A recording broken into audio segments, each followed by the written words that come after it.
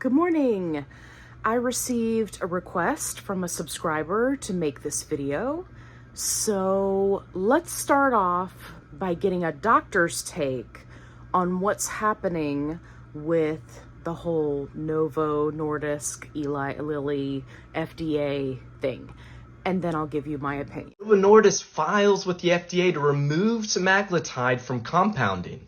This as a result of their nomination of semaglutide products to the DCC list. Notable factors in the argument were adverse events, identifiable metals, protein precipitants, as well as a host of other impurities found within some of the compounds.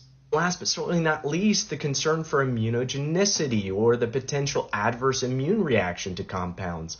This could be serious like anaphylaxis, or it could be like a long-term concern like forming antibodies against the drug. What that might result in is ineffectiveness of future GLP-1 products, or actually ineffectiveness of your own native GLP-1 system, which could have far-reaching and long-term consequences if your own GLP-1 in your body doesn't work like it should anymore. Now that we've got the breakdown of what it is that's going on, let's talk about war strategy. And all of my little gamer followers and those of you who are, who love board games and strategy games and RPGs and, all that fun stuff. You will all likely understand the strategy that I'm about to explain, which is, how do you take down an opponent that's bigger than you? Well, one simplistic and very effective strategy is to spread their resources very thin. So Eli Lilly and the FDA are already duking it out, right? About Tirzepatide and taking it off the shortage list, and compound pharmacies are involved, right? All this stuff. So I don't think, and this is just my personal opinion, that Novo was planning to do this. I think that this was a strategic battle move to come in and hit the FDA while they're down. Let's spread their resources really thin so that potentially we can get what we want, or everyone gets what they want. And here's what I think is going to happen. I think that the FDA very clearly understands that taking away compounds, specifically of GLP-1s, would be a huge problem. Huge. Because at least with compounding pharmacies, regardless of their designation, there is a certain level of third-party testing, efficacy, cleanliness, right? Like, there are certain things that you have to adhere to in the US to be a pharmacy, period. There are certain rules, certain regulations. If they take compounding away, regardless of the reasoning, for both Tirzepatide and Semaglutide, they are going to create mass hysteria. And when people are hysterical, they will turn to other means, i.e. research peptides, and they will do things that are unsafe. Now, what do I mean by this?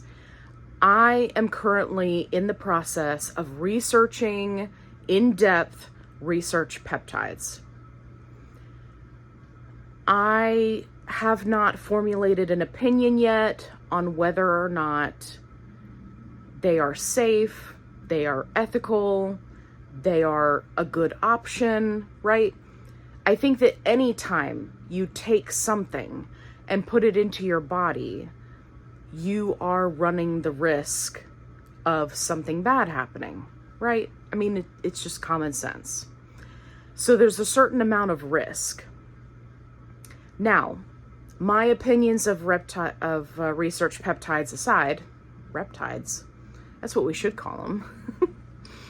My opinion of research peptides aside, because I haven't fully formulated it yet, is that if they remove Tirzepatide and Semaglutide, those people who already can't get their insurance to approve a GLP-1, can't afford out-of-pocket costs, are not going to suddenly go take out a loan to get brand name medication, right? They are 100% going to turn to things like research peptides. And we will see a huge influx of people who become hurt, who become sick, right? Like this doctor mentioned, with additives, certain anaphylactic reactions, right? All of these things are going to become a huge factor, because people are going to be desperate. And I don't say that as negative as it sounds. If I'll just speak for myself, if I lost Mounjaro and there was no compound Tirzepatide, and I was looking at going back to gaining all of my weight back now that I'm almost 100 pounds down, so close, I cannot fathom the panic and anxiety that I would be feeling, right?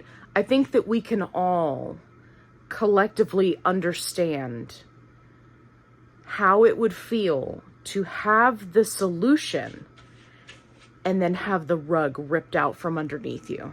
So what happens then? People turn to research peptides. Not all research peptides are created equal, which is what I have found in my research that I've started, and people get hurt. People could potentially die. They could end up in the hospital, right? So there would be a huge influx of problems created by pulling the rug out from underneath everybody. There are a lot of people who are on compound.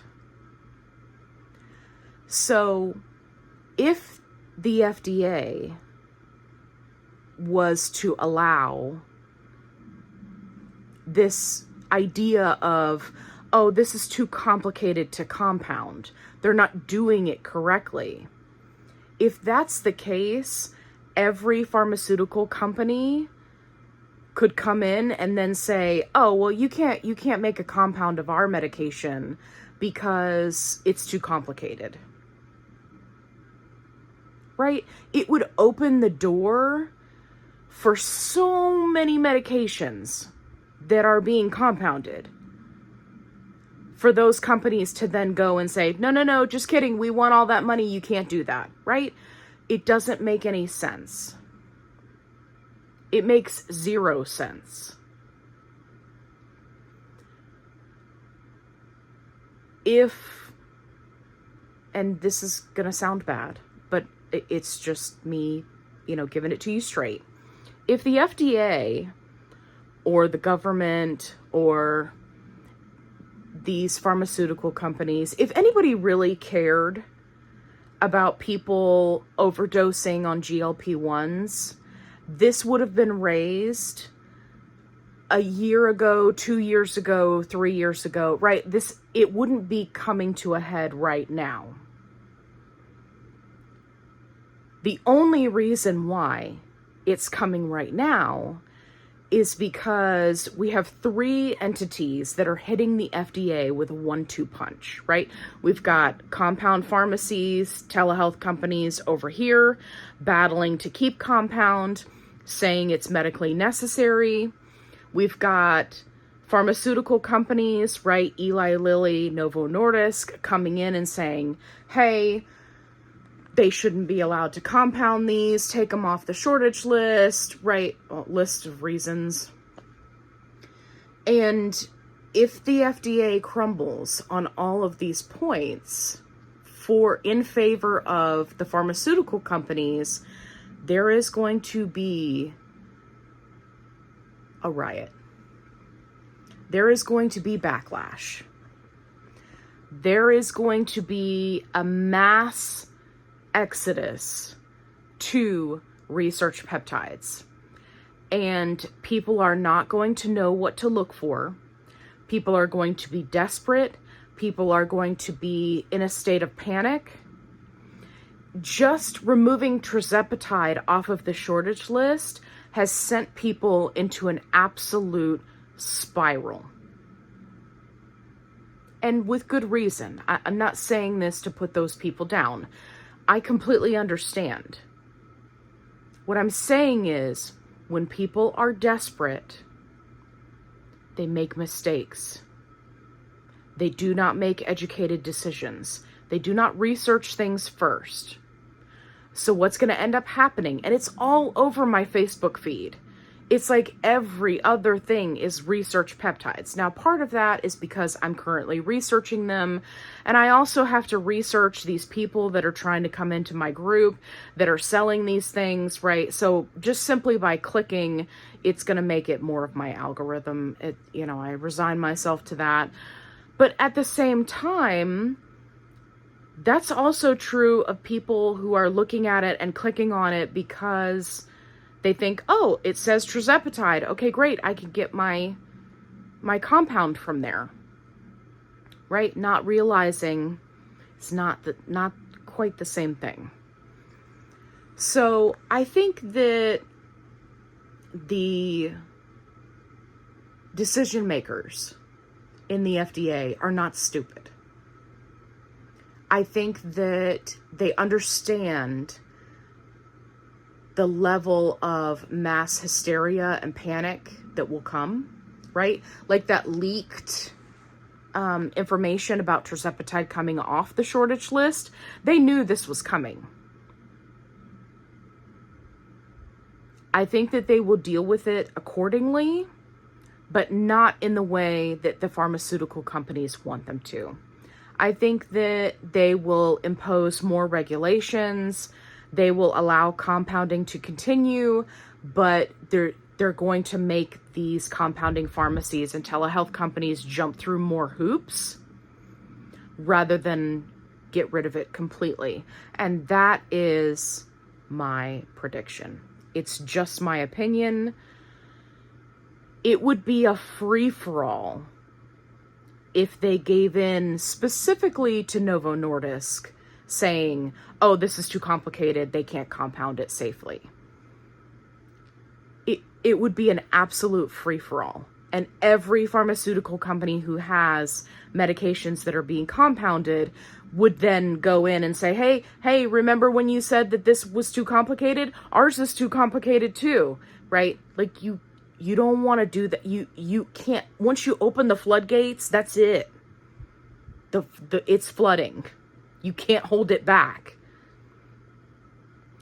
I don't think they're that stupid.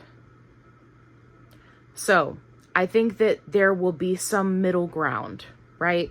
Where they allow compounding, but it's going to be more complicated. It's going to be harder to do. It's going to be harder to qualify to make the compounds, right? You have to jump through all these hoops, and many pharmacies will probably fall out of the running. But it will still be there. It will still be available. The prices will likely go up, right? Because many pharmacies will fall out. The FDA will require something stupid like, a fee. They did the same thing. This is going to be very, very niche for many people who are not part of this community. But they did the same thing when cloth menstrual pads became popular. The FDA came in and said, oh, you're not regulated like these tampon companies that have to pay us to make a medical product. okay, well, we're going to classify you as part of a medical device. And so now you have to pay us in order for you to make a cloth pad.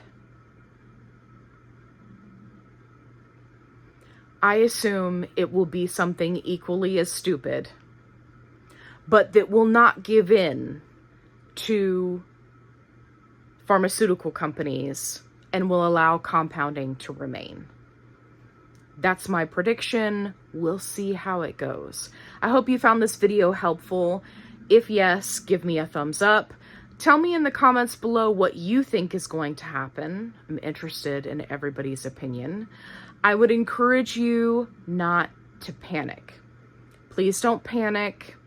Don't panic buy. Don't panic freak out. I understand this is very, very stressful, but we've got to see it through to the end. So if you're on semaglutide and you're concerned, talk to your healthcare provider, talk to your doctor, talk to your telehealth company, right? Ask questions, but don't panic. And as always, be kind, rewind.